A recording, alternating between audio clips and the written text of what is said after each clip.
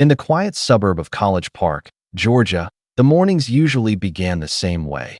The hum of lawnmowers, the bark of a distant dog, and the smell of fresh-cut grass wafting through tidy cul-de-sacs. Every home looked nearly identical: soft beige siding, white trim, and manicured hedges approved by the local homeowners association.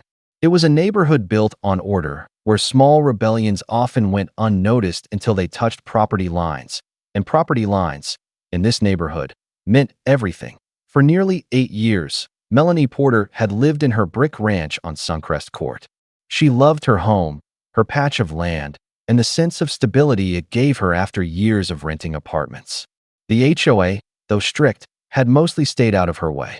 She paid her dues on time, kept her yard neat, and avoided the politics of board meetings.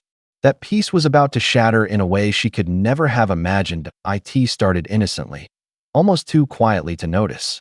One spring morning, Melanie saw contractors working behind her property.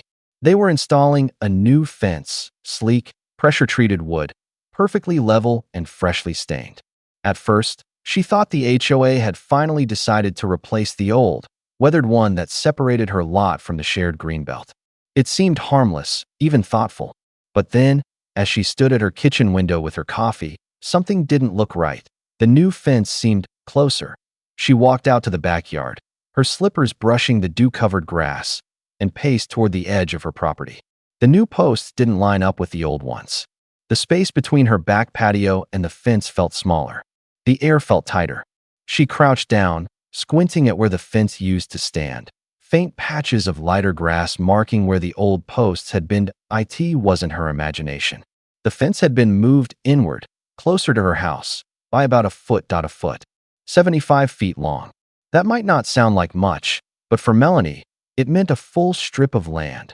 Land she paid property taxes on, land she mowed, land she owned, was now on the wrong side of the fence. Confusion turned to disbelief.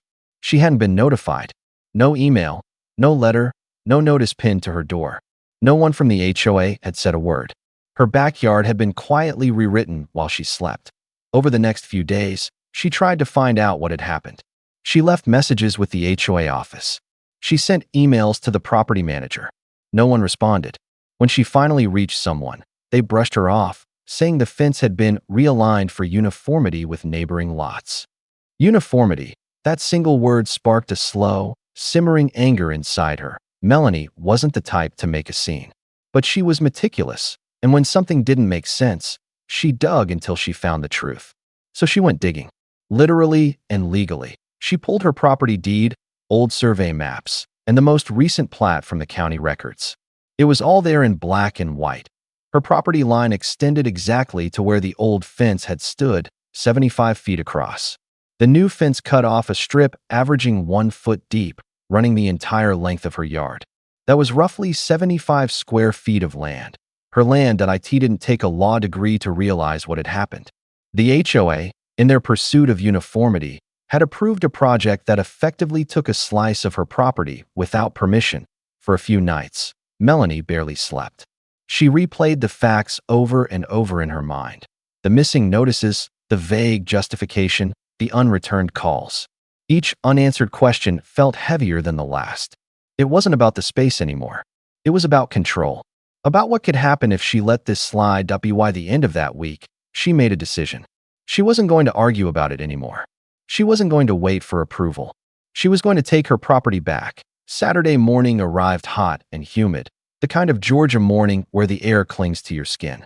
Melanie rolled up her sleeves, tied back her hair, and rented a post puller from the local hardware store. One by one, she began removing the fence panels, setting them aside neatly. The wood creaked and groaned as she worked, but each sound was a small victory. Neighbors peeked through their blinds as she toiled in the sun, sweat streaking her face, her arms streaked with dirt and determination. It wasn't long before someone called the HOA office. Before she even finished resetting the first few posts along the true property line, a white SUV pulled up. The property manager stepped out, clipboard in hand, sunglasses perched on her head. From the kitchen window, a curtain flickered. Another neighbor watching. The property manager said something, gesturing wildly toward the torn-up fence line, but Melanie didn't respond. She just kept working, calm and deliberate.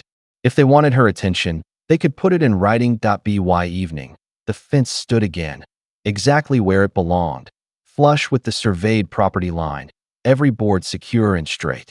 She leaned on the last post and looked out over the reclaimed strip of land. It was hers again. That night, she slept better than she had in weeks. But peace in HOA territory is rarely permanent. The first letter arrived 4 days later. Thick envelope. HOA letterhead. A fine notice. Violation of community property standards. The accusation. Unauthorized modification of shared boundary fencing. The fine.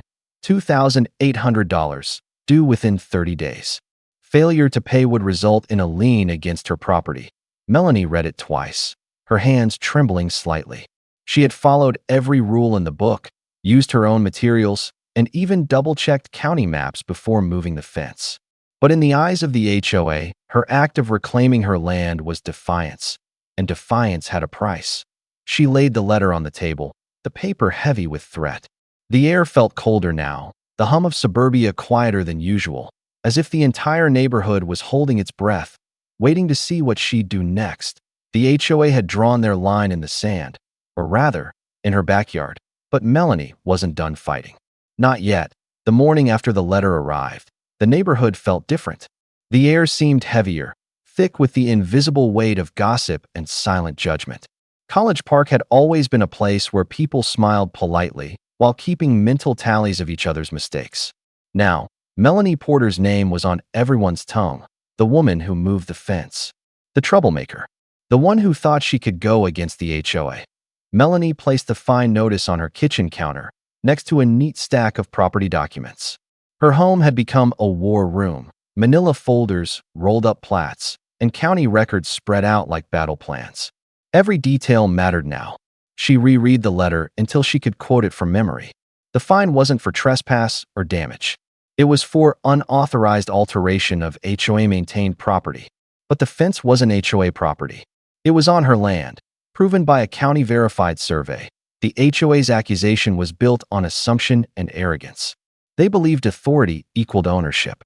And for years, that belief had gone unchallenged. By mid-morning, Melanie had already filed a formal dispute letter. She mailed it certified, ensuring proof of delivery. In it, she attached copies of her deed, survey, and photos showing the correct fence placement. The tone was calm, factual, and unmistakably firm. She gave them 10 business days to rescind the fine and correct their records. Days passed. No response. The neighborhood began to feel colder. Neighbors she once waved to started avoiding eye contact. A few even crossed the street rather than walk past her driveway.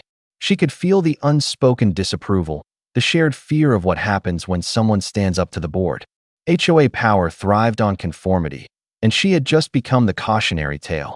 Then came the second letter. This one was sharper, more aggressive. The HOA rejected her dispute, claiming that the fence line had been standardized to community design specifications years earlier, and that her changes violated both the aesthetic and boundary continuity of the neighborhood. The letter also warned that continued non-payment would result in further legal action, including potential placement of a lien. A lien, the word hit like a physical blow. It wasn't just a threat, it was an attempt to take her home. That night, Melanie sat alone at her dining table, the light from a single lamp spilling across the documents. The HOA was counting on her to panic, to give in and pay. That was how they kept control. But instead of fear, a steady resolve began to grow inside her. They wanted to fight. They were going to get one. She started researching late into the night, reading Georgia property law, reviewing HOA case rulings, watching endless videos of homeowners in similar battles. She discovered forums filled with people who had faced the same kind of overreach. Some had lost. Some had fought back and won. The difference came down to evidence and endurance. Over the next week, Melanie built her case. She hired a local surveyor to reconfirm the property line. When the man arrived, tape measure in hand, he methodically retraced every inch of her backyard. His conclusion matched her own research perfectly. The new fence line, the one she had restored, was the correct legal boundary. The HOA's version was wrong by precisely 1 foot. With the official survey stamped and signed, she reached out to the county assessor's office to verify tax records. Sure enough, her property taxes had always included that 1-foot strip. It was hers, legally and financially.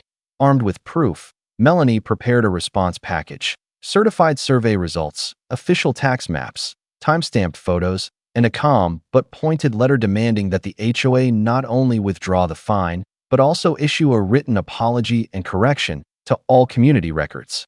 She sent copies to the HOA board members directly, bypassing the property manager who had ignored her earlier complaints. For a few days, silence. Then came whispers that a neighbor down the street mentioned seeing the HOA president pacing near the mailboxes, visibly upset.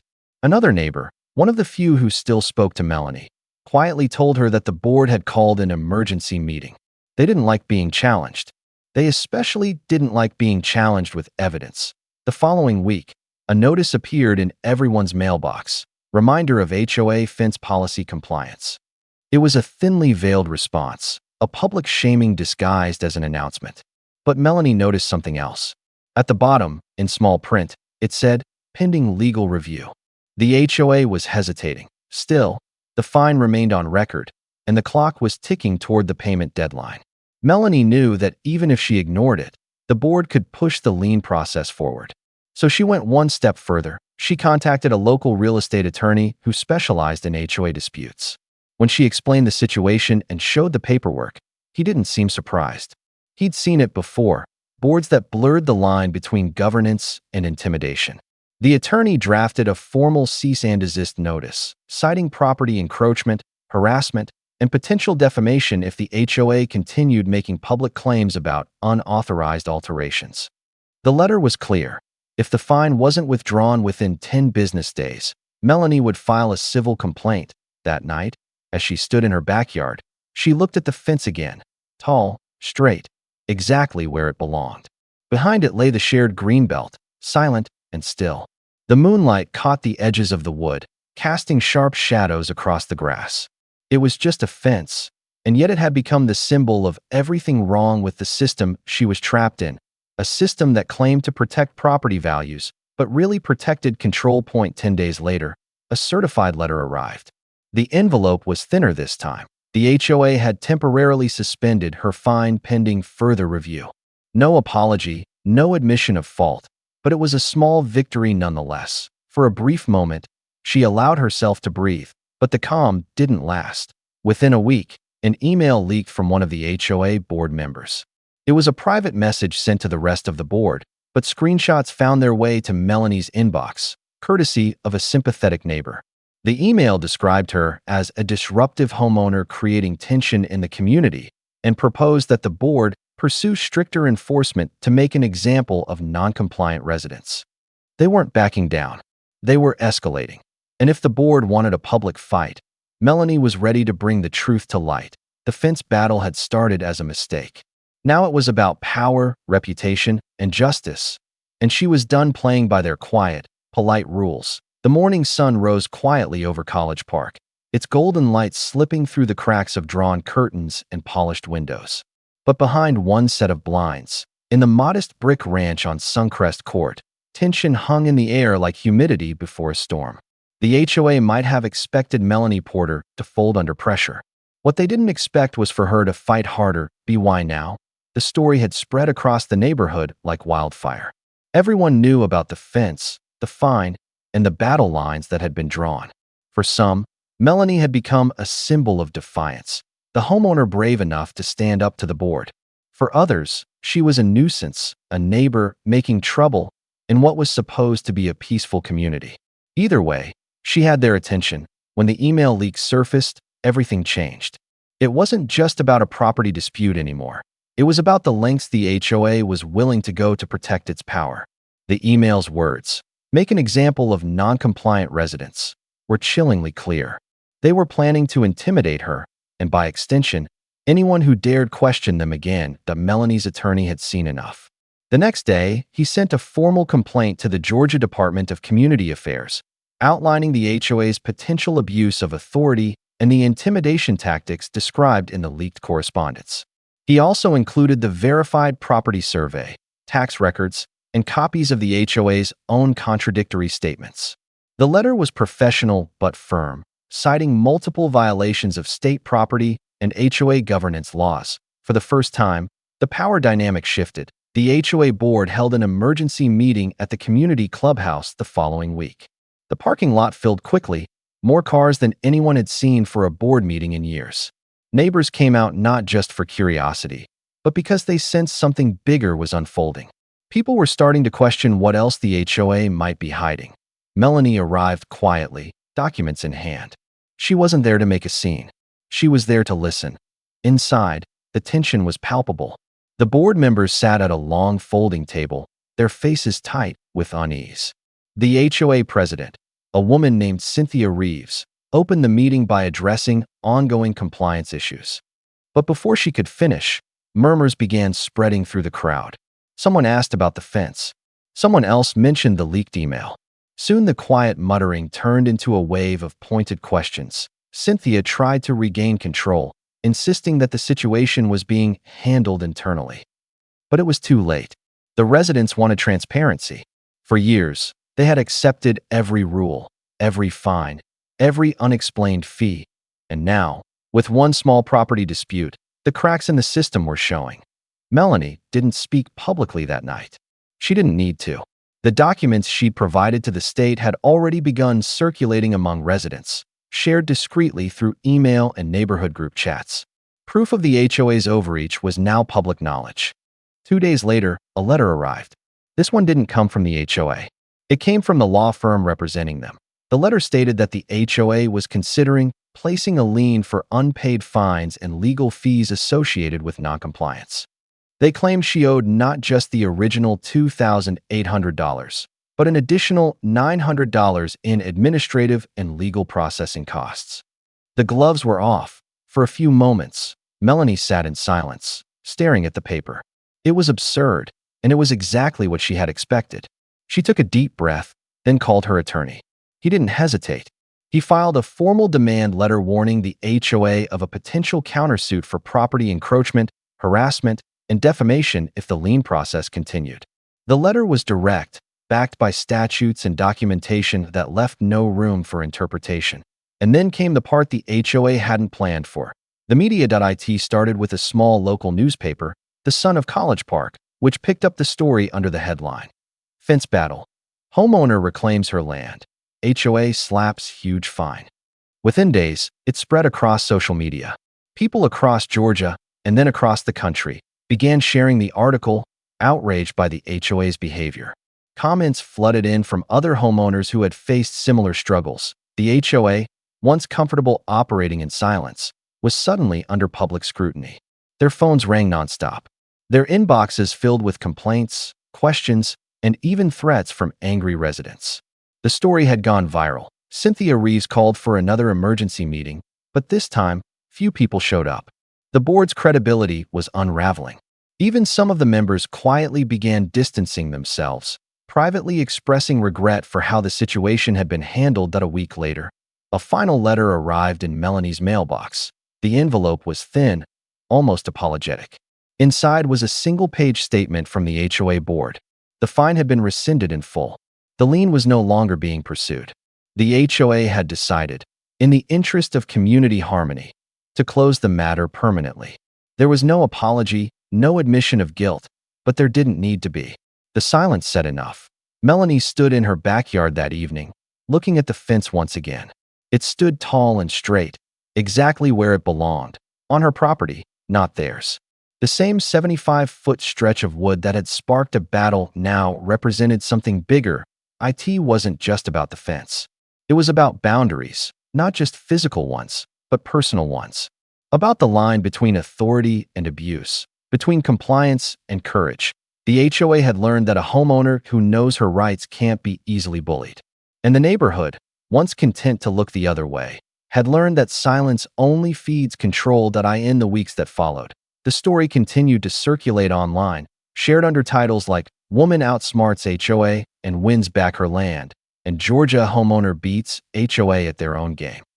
Melanie's calm determination had struck a nerve with people everywhere. Those who'd been fined for leaving trash cans out too long, for painting their door the wrong shade, or for simply standing their ground. And while the HOA eventually replaced its leadership, quietly, without fanfare, the new board adopted a different tone. Letters became more polite. Communication improved. Property lines were respected. For Melanie, life returned to a peaceful rhythm. The lawnmowers hummed again. The neighbors smiled more genuinely now, though some still whispered behind closed doors. She didn't care. Her home was hers again, every inch of it. Sometimes, as she sipped coffee on her back patio, she'd glance at the fence and think about how a single foot of grass had changed everything. How it had drawn a line not just in her backyard, but between who she was before, compliant, quiet, trusting, and who she became, informed, assertive, unshakable. In College Park, Georgia, the mornings were the same again. But one homeowner would never look at a fence the same way. Because in neighborhoods ruled by rules, sometimes it takes one person willing to cross a line to remind everyone where it really lies.